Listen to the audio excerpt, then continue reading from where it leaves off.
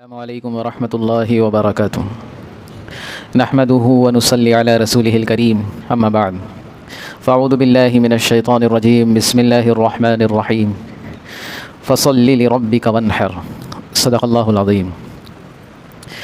मोहतरम हाज़रीन जुमा, बुज़ुर्ग दोस्तों और मेरे अज़ीज़ साथियों, गुज़िश्ता जुमा को हमने हज़रत इब्राहीम अलैहिस्सलाम की क़ुरबानियों का ज़िक्र किया था और ये बात सामने आई थी कि हम और आप जो कल कुर्बानी करेंगे ये कुर्बानी की एक शक्ल है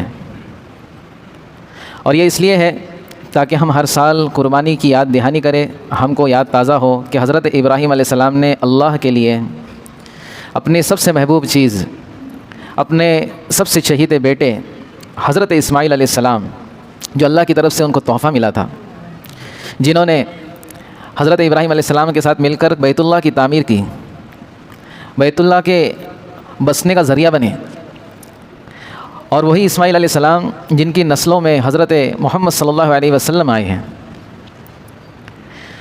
ऐसे महबूब चीज़ को हज़रत इब्राहीम अलैहिस्सलाम ने अल्लाह की निस्बत पर कुर्बान करना चाहा। तो इतनी बड़ी चीज़ को हज़रत इब्राहीम अलैहिस्सलाम ने कुर्बान करना चाहा, तो हमको इसमें सबक ये मिल रहा है कि हम छोटी छोटी चीज़ें जो रोज़ाना हमारे साथ पेश आती है, कि हमको नज़र आता है झूठ बोलने में फ़ायदा है, कारोबार अच्छा चलेगा, धोखा देने में फ़ायदा है, तो ये झूठ बोलने से बचना ये हमारी रोज़ाना की कुर्बानी है, धोखे से बचना ये हमारी रोज़ाना की कुर्बानी है। हम किसी का बआसानी हक़ मार सकते हैं, कोई पूछने वाला नहीं, और अगर कोई कोर्ट कचहरी में चला भी जाए तो हमारे पास इतना पावर है दुनियावी एतबार से कि हमारा कुछ नहीं कर सकता हो। ऐसे मौके पर हक़ मारने से बचना ये हमारी कुर्बानी है।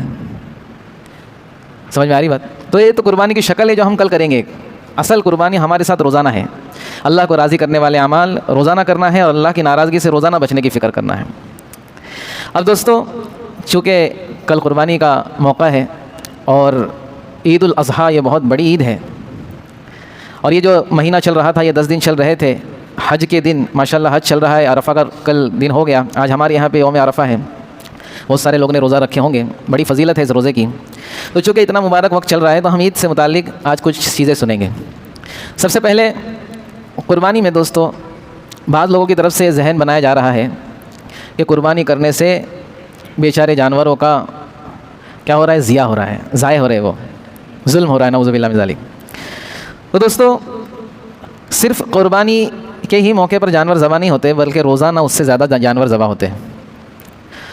जो लोग एतराज़ कर रहे हैं उनको कुर्बानी से कोई मसला नहीं है, उनको अल्लाह के अहकामात से मसला है कि अल्लाह के बंदे अल्लाह के अहकामात पर ना चल पाए। दोस्तों कुर्बानी की हिकमत अल्लाह के नबी सल्लल्लाहु अलैहि वसल्लम ने क्या बयान फरमाई है? एक तो ये कि इसके ज़रिए से हज़रत इब्राहीम अलैहिस्सलाम की सुन्नत ज़िंदा होगी, एक हिकमत तो ये है।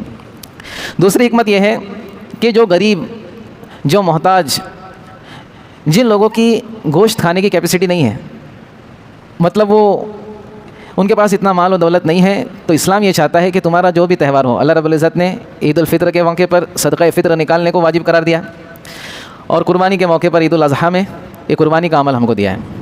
और इसमें ताकीद ये की गई है, अल्लाह के नबी का अमल इसमें यह है कि ईद की नमाज़ के लिए आने से पहले, ईद उल फ़ित्र में ईद की नमाज़ के लिए आने से पहले तुम पर वाजिब है कि सदक़ा फ़ित्र निकालो। अच्छा, क्यों निकालो? ताकि ईद जो है सिर्फ़ पैसे वालों की ना हो, बल्कि गरीब शख्स भी ईद खुशी से मनाएं। ये इस्लाम की खूबी है। आप दूसरे अदियान में देखें, सब अपना अपना देखते हैं, लेकिन इस्लाम की खूबी यह है कि ईद उल फ़ित्र के मौके पर वाजिब है, तुम पर ज़रूरी है, कोई ऑप्शनल चीज़ नहीं है। अगर तुमको अल्लाह ने इस्तिताअत दी है तो सदक़ा फ़ित्र ईद की नमाज़ से पहले निकालना वाजिब है। और कुर्बानी जो तुम कर रहे हो तो अल्लाह के नबी का अमल यह है दोस्तों, और अल्लाह के नबी की तालीम यह है कि कुर्बानी का जो गोश्त है उसमें से कुछ खाया जाए और पूरा जानवर गरीबों को खिलाया जाए। तो हिकमत दूसरी यह है कि जो गुरबा है उनका जो है ईद खुशी से जो गुजर जाए। और इसमें कितने फ़ायदे हैं देखो दोस्तों, बाद लोग कहते हैं कि अगर जानवरों को ज़बा करेंगे तो उनकी नस्ल ख़त्म हो जाएगी, बल्कि दोस्तों जानवरों को ज़बा करने से तो उनकी नस्ल वजूद में आई है। वो कैसे? कि उसको लोग दिल से खुशी से पाल रहे हैं, वरना कौन पालेगा? अगर उसको खाया ना जाए, उसकी कुर्बानी ना की जाए, तो बेचारे जानवर तो बूढ़े होके मरने की दुआएं करेंगे, कोई उनको खाना नहीं देगा, भूखे मर जाएंगे वो। कोई किसी को बगैर फ़ायदे के खाना देता है क्या? आप किसी को बोलेंगे कि भाई रोज़ाना हमारे घर पे आके खाना खाओ? तो दोस्तों इसमें बहुत सारे फ़वाइद हैं दुनियावी भी, मुल्कों की इकोनॉमी पर इसका असर पड़ता है। और कितने लोगों का जो है, लाखों लोगों का इसके ज़रिए से साल भर का रोज़गार चलता है। इसमें किसानों का फ़ायदा, इसमें ट्रांसपोर्ट वालों का फ़ायदा, इसमें जो कुरैशी हजरात हैं उनका फ़ायदा, बेचने वालों का फ़ायदा, गरीबों का तो फ़ायदा है ही। हम सिर्फ सुनते हैं कि गरीबों का फ़ायदा, उनको गोश्त मिलेगा। इसके पीछे बहुत बड़ी चैन है। तो इस्लाम का दोस्तों कोई भी त्यौहार, कोई भी अमल ये लोगों को नुकसान पहुँचाने के लिए नहीं है, बल्कि लोगों के फ़ायदे के लिए है। दुनिया की तमाम चीज़ें अल्लाह रब्बुल इज़्ज़त ने इंसान के लिए बनाई और इंसान को अपनी इबादत के लिए बनाया। बहरहाल तो कुर्बानी की हिकमत है। अब कुर्बानी के अहकामात समझें। कुर्बानी के अहकामात में ये है कि अल्लाह के नबी सल्लल्लाहु अलैहि वसल्लम अपने ज़माने में ईद कैसी मनाते थे। सुबह सवेरे अल्लाह के नबी सल्लल्लाहु अलैहि वसल्लम खुद भी जल्दी आते थे और लोगों की भी इसकी तरकीब देते थे कि ईद की नमाज़ के लिए जल्दी आओ। इसी तरह नया कपड़ा पहनना ज़रूरी नहीं है, साफ़ सुथरा धुला हुआ कपड़ा और सफ़ेद कपड़ा हो तो अच्छा है, वरना जो अल्लाह ने दिया साफ़ सुथरा कपड़ा पहने। ईद की सुन्नतों में से एक यह है कि इत्र लगा कर आए, खुशबू लगा करके आए। एक सुन्नत यह है कि एक रास्ते से आए और दूसरे रास्ते से जाए। ये ईद उल फित्र और ईद उल अज़हा दोनों की सुन्नतें हैं। सिर्फ दोनों की सुन्नतों में एक फ़र्क यह है कि ईद उल फित्र में अल्लाह के नबी सल्लल्लाहु अलैहि वसल्लम ने ये तालीम दी हमको कि ईद उल फित्र में, रमज़ान वाली ईद में कुछ खा करके घर पे से आए। कुछ खा लें, खजूर हो और ताकत में 1, 3, 5 ऐसे हो तो बेहतर है। और ईद उल अज़हा में अल्लाह के नबी सल्लल्लाहु अलैहि वसल्लम का अमल ये था और तालीम ये थी कि ईद की नमाज़ के बाद जब जानवर ज़बह हो जाएगा तो उसके कलेजे में से अल्लाह के नबी सल्लल्लाहु अलैहि वसल्लम कुछ नोश फरमाते थे। तो मालूम हुआ ईद उल फित्र में पहले खाना सुन्नत है और ईद उल अज़हा में बाद में खाना सुन्नत है। तो ये हमको ईद के अहकामात, ईद की सुन्नतें समझ में आई। अब दोस्तों कुछ ख़ास चीज़ें जिसकी वजह से हम ज़रिया बनते हैं इस्लाम को बदनाम करने का। इस्लाम ऐसा पाकीज़ा मज़हब है कि इसकी कोई मिसाल नहीं है दोस्तों पूरी दुनिया में, लेकिन इसको जो सबसे ज़्यादा नुकसान पहुँचाया है वो हम मुसलमानों ने पहुँचाया है, इसमें कोई शक नहीं है। आप गौर करेंगे दोस्तों, हमने आज तक लोगों के सामने सही इस्लाम पेश ही नहीं किया। उसकी दो वजह है। एक वजह तो ये कि हमको ही नहीं मालूम कि सही इस्लाम क्या है, हमने उसको हासिल करने की फ़िक्र ही नहीं की। दूसरी वजह यह कि हमको मालूम सब है लेकिन दिल नहीं मानता, जैसे दूसरे करेंगे वैसा करने को दिल चाहता है। तो ये बहुत ख़तरनाक चीज़ है दोस्तों। ये दोनों ही चीज़ें ख़तरनाक है कि इस्लाम को मालूम भी नहीं किए और मालूम है तो उस पर अमल नहीं किए। तो एक चीज़ जो हम सबको इस ईद के अंदर और हर ईद में करना जो ज़रूरी है वो ये है दोस्तों, इस्लाम की सबसे पहली तालीम अत-तुहूरु शत्रुल ईमान, बाकी सफाई ये आधा ईमान है, इतना बड़ा दर्जा दिया गया है। तो हम जो है कुर्बानी कर रहे हैं दोस्तों, ये किसी पे मेहरबानी नहीं कर रहे। समझ में आ रही बात? ये कुर्बानी वाला अमल जो है दोस्तों, सिर्फ जानवर को ज़बह करना, ये कुर्बानी करना नहीं है, बल्कि उसकी तमाम चीज़ों को ले करके चलना, उसकी गंदगी को हम खुद साफ़ करें और ऐसी जगहों पर कुर्बानी करें जिससे किसी को तकलीफ़ ना हो। ये भी इस्लाम है। ये कोई वक्त का तकाज़ा नहीं है सिर्फ कि वक्त का तकाज़ा बता रहा हूँ आपको। हो सकता है कुछ ऐसे छोटे बच्चे हो जिनको जो है ना कुर्बानी करते हुए देख ले तो वो डर जाए। तो ये कोई वक्त का तकाज़ा नहीं बता रहा हूँ। कुर्बानी ऐसी जगहों पर करें जहाँ पर जो खुद देखना चाहे उसको ही नज़र आए। और दूसरी बात, सफाई का एहतमाम करें, चाहे वो कुर्बानी के बाद वाली सफाई का मसला हो या कुर्बानी से पहले वाली सफाई का मसला हो। आप देखें माशाल्लाह, हम जानवर लाते हैं और फिर उसके अंदर हम जो जानवर होता है वो तो गंदगी करेगा, तो उसकी ज़िम्मेदारी हमारी है। चाहे हम अपने घर में हो तो वो हम साफ़ करेंगे, हम अपनी बिल्डिंग में हो तो वो हम साफ़ करेंगे, चाहे हम मोहल्ले में हो तो वो साफ़ करेंगे।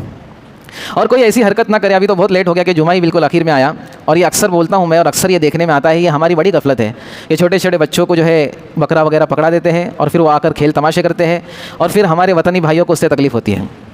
समझ में आ रही बात? औरतों को तकलीफ़ होती है, बच्चियों को तकलीफ़ होती है, बूढ़ों को तकलीफ़ होती है।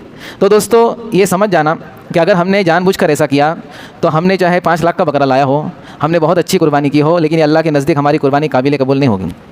इसलिए इस बात की फ़िक्र करें, सफाई का भी अहतमाम करें और किसी को हमारी ज़ात से, हमारी कुर्बानी से तकलीफ़ ना हो इसका भी अहतमाम करें। ये चीज़ का जो दोस्तों अमल में लाना बहुत ज़रूरी है। और ये सिर्फ मैं बता रहा हूँ वक्त का तकाज़ा नहीं है, ये इस्लाम की तालीम है। बाद लोग सोच रहे हैं वक्त का तकाज़ा है मौलाना इसलिए बोल रहे हैं, ये इस्लाम की तालीम है। माहौल कैसा भी हो, इस्लामी हुकूमत हो, लेकिन तुमको वो करना है, सफाई का अहतमाम करना है। तुम कितने ही जो है ना ऐसे मुसलमानों की आबादी वाले इलाके में रहते हो, वहाँ पर भी सफाई का अहतमाम करना है तुमको। बहरहाल तो ये चीज़ हुई। अब एक और अहम चीज़, ये शुरू में बात आ जाना चाहिए थी लेकिन अभी बात आ रही है कि अल्लाह के नबी सल्लल्लाहु अलैहि वसल्लम ने जो अमल करके दिखाया है गोश्त की तकसीम में। अब जो है सब हो गया, कुर्बानी का जानवर भी अच्छे से आ गया, हमने सफाई का अहतमाम भी अच्छे से कर लिया। अब हमारी एक और कुर्बानी है। अब ये कुर्बानी है कि हम गोश्त को उसके मुस्तहिक तक पहुँचाएँ। देखो हम में से माशाल्लाह अक्सर लोग साल भर गोश्त खाते रहते हैं। अब हमारी ज़िम्मेदारी ये है कि हम ऐसे लोगों तक उसको पहुँचाने की फ़िक्र करें जो वाकई उसके मुस्तहिक हो और जो वाकई गरीब हो। तो इसके लिए अल्लाह के नबी सल्लल्लाहु अलैहि वसल्लम ने अमल ये करके दिखाया कि अल्लाह के नबी सल्लल्लाहु अलैहि वसल्लम थोड़ा सा खाते थे और पूरा जानवर सदका कर देते थे। हम क्या करें? हमारे लिए 3 ऑप्शन है। एक तो ये कि अफजल चीज़ पर अमल करें, अल्लाह के नबी सल्लल्लाहु अलैहि वसल्लम ने जिस तरह किया वैसे करें। चाहे कहीं पर हिस्सा ले लेवे कि पूरा के पूरा हमने वो गरीबों में तकसीम करवा दिया, ये अफजल अमल है। बीच वाला अमल ये है जो हर शख्स आसानी से कर सकता है कि हमारे पास जो भी हमारे हिस्से में गोश्त आया है उसके 3 हिस्से करें। कितने हिस्से करें? 3 हिस्से करें। एक हिस्सा अपने घर वालों के लिए इस्तेमाल के लिए रखें, एक हिस्सा अपने दोस्त अहबाब रिश्तेदारों के लिए, और तीसरा हिस्सा खालिस गरीबों के लिए। तीसरा हिस्सा खालिस गरीबों के लिए, दरमियाना चीज़ है, ये भी अच्छी चीज़ है। अगर इस तरह से हम करेंगे इंशाल्लाह तो सब तक उनका हक़ पहुँच जाएगा। तीसरी शक्ल, गुंजाइश वाली शक्ल ये है कि हमारी इतनी बड़ी फैमिली है कि अगर हमने गोश्त तकसीम किया तो फिर हमारे घर में ही मसला हो जाएगा। तो इसकी तीसरी शक्ल, आखिरी शक्ल ये है कि हम हमारे हिस्से में जो भी गोश्त आया है उसमें से एक अच्छी मिकदार सदका कर दे और बाकी खुद भी रख सकते हैं, कोई मसला नहीं। अल्लाह के नबी सल्लल्लाहु अलैहि वसल्लम ने शुरू ज़माने में जब कुर्बानी मशरू हुई है तो सहाबा को यह हुक्म दिया कि 3 दिन से ज़्यादा अपने पास कोई गोश्त नहीं रखेगा, क्योंकि उस वक्त गुरबत का ज़माना था, आम तौर पर आम लोग कुर्बानी नहीं कर पाते थे। तो सहाबा किराम इसकी फ़िक्र करते थे कि 3 दिन के बाद जो है किसी के पास गोश्त नहीं मिलता था। उसकी वजह ये थी कि सब तकसीम हो जाता था गरीबों में। फिर अल्लाह के नबी सल्लल्लाहु अलैहि वसल्लम ने देखा कि अब मदीना में खुशहाली आई है, फतुहात हो रही है, अक्सर लोग कुर्बानी कर रहे हैं, तो फिर अल्लाह के नबी ने इजाज़त दी कि अब जो है तुम खा भी सकते हो, बांट भी सकते हो, स्टोर भी कर सकते हो। तो जो फ्रिज वाले हैं माशाल्लाह उनका फ़ायदा हो गया है ना। बहरहाल तो हम इस बात की फ़िक्र करें कि हम दिल खोल कर कुर्बानी की जो है ना गोश्त को पहुँचाए लोगों तक। अब कैसे पहुँचाएँगे? बाद लोगों का इसके अंदर यह अमल होता है कि देखते किसके यहाँ से आया है। बाद लोग पूछते देखो किधर से आया अपने तक, अच्छा उधर से आया, चलो एक पैकेट उधर पहुँचा दो। उधर से आया क्या? हाँ चलो उनको भी एक पैकेट पहुँचा दो। उधर से नहीं आया, अपन भी नहीं देंगे। तो दोस्तों ये तो कोई बात ही नहीं हुई। ये अगर हकीकत नहीं तो आप बोल दो, कोई खड़ा होकर बता दे नहीं बोला ना, हमारे यहाँ पे ऐसा नहीं होता, हम लोग तो एकदम सीधे लोग हैं, अक्सर होता है ऐसा। तो ऐसा ना करें दोस्तों, बल्कि हम ऐसे आज ही से लिस्ट बनाएं, देखिए किसकी तरफ कुर्बानी नहीं है। अच्छा कुर्बानी नहीं है उसकी वजह भी देखना चाहिए। बाद लोग तो कुर्बानी जो है अपनी जो है सुस्ती की वजह से नहीं कर रहे हैं, बोले कौन मगजमारी करेगा, इतना जानवर लाएगा, उसको रखेगा, कितनी बारिश है, सब मसला है, पैसा बहुत है लेकिन मसला है। तो ऐसे लोगों की बात नहीं कर रहा। ऐसे लोगों की लिस्ट बनाएं जो बेचारे कुर्बानी चाहते हैं करना लेकिन अल्लाह ने उनको ताकत नहीं दी, उन तक पहुंचाने की फ़िक्र करें। ऐसे लोगों तक जिनकी फैमिली बड़ी है, हमको मालूम है इन तक गोश्त ज़्यादा पहुंचेगा नहीं। ऐसे इलाके जहाँ पे कुर्बानी नहीं होती, जैसे माशाल्लाह हमारे यहाँ पे ईस्ट का इलाका है, भास्कर नगर, शांति नगर, फूले नगर, बहुत सारे नगर है हमारे वो साइड में। तो यहाँ पर भी माशाल्लाह कुर्बानी का इंतज़ाम किया गया है कि हमारे यहाँ से वहाँ पर हर साल होता है। माशाल्लाह अल्लाह का शुक्र है, आप लोग की माशाल्लाह हिम्मत है कि कम से कम 300-400 किलो गोश्त अपने मोहल्ले से माशाल्लाह जाता है वहाँ पे, क्योंकि वहाँ पर अक्सर मुस्तहिक लोग हैं। तो इसकी भी तरतीब है, हिना विला जो है मकबर टावर के बाजू में, वहाँ पर सबका गोश्त जमा होता है हर साल माशाल्लाह। तो जो भी सदक़े की नीयत से हमने गोश्त निकाले हैं, जो भी हमको देना है वो वहाँ पर जब से कुर्बानी चालू, जब से ले जाकर रख दें, वहाँ से लोग आते हैं और वो गोश्त लेकर जाते हैं, और हिसाब से जो तकसीम होता है वहाँ पर हर घर में पहुँचाने की फ़िक्र होती है। तो इसकी फ़िक्र करें कि हम ज़्यादा से ज़्यादा इसकी फ़िक्र करें कि गरीबों तक हमारा गोश्त पहुँच जाए। तो करेंगे इसकी फ़िक्र इंशाल्लाह। अब एक चीज़ ये है कि कल ईद की नमाज़ होंगी तो 2 जमातें हैं हमारे यहाँ पर। एक जमात तो होगी 6:45 बजे, 6:45 पर, और दूसरी जो जमात होंगी 7:30 बजे। तो इस बात का एहतमाम करें और दूसरों तक भी पहुँचाएं। एक बात रह गई वो भी बता देता हूँ दोस्तों, हमारी एक बहुत बड़ी कुर्बानी ये भी होगी कि हम जानवरों को ज़बह करने में, उसकी बोटी करने में इकराम करें। वरना क्या होता है, हम सोचते हैं कि हमारा ही पहला हो, तो बाज़ मौके ऐसे होते हैं जहाँ पर जो है ना, ईद के मौके पर, खुशी के मौके पर क्या हो जाती है, दुश्मनियाँ पैदा हो जाती। अल्हम्दुलिल्लाह अपने यहाँ पे नहीं होता है, और अल्लाह करे कि आइंदा भी ना हो। तो हम एक दूसरे का इकराम करें, एक दूसरे का क्या करें, इकराम करें। हम देखिए कि हम क्या कर रहे हैं। हम ट्रेन में चढ़ते धक्का बुक्की करके तो वो एक अमल अलग है, हम किसी लाइन में खड़े धक्का बुक्की कर रहे, वो एक अमल नहीं करना चाहिए। लेकिन ये जो अमल है कुर्बानी वाला अमल, थोड़ा लेट हो जाएगा और क्या होगा। तो इसमें धक्का बुक्की और इसके अंदर मैं पहले और तू पहले ना करें, इकराम के साथ, इत्मीनान के साथ, सुकून के साथ इंशाल्लाह कुर्बानी करेंगे। अल्लाह रब्बुल इज़्ज़त हम सब की कुर्बानियों को कबूल करेंगे। तो करेंगे इसकी फ़िक्र इंशाल्लाह। अल्लाह रब्बुल इज़्ज़त अमल की तौफीक दे। मिलकर बैठे मोबाइल